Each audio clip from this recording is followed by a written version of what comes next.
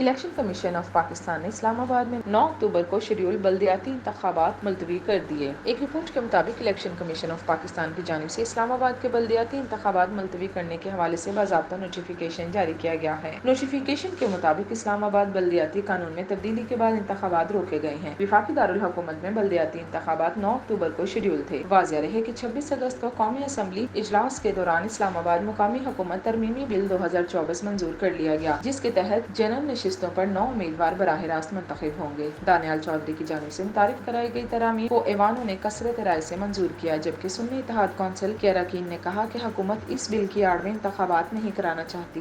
اسلام آباد سے منتخب نمائندے طارق فضل چودھری اور راجہ خرم نواز نے کہا کہ بہتر نظام لانے میں اگر کچھ تاخیر ہوئی ہے تو اس میں کوئی حرج نہیں۔ اس سے قبل مسلم لیگ نون نے رواں سال کے دوران پنجاب اور اسلام آباد میں نئے بلدیاتی انتخابات کروانے کا فیصلہ کیا تھا۔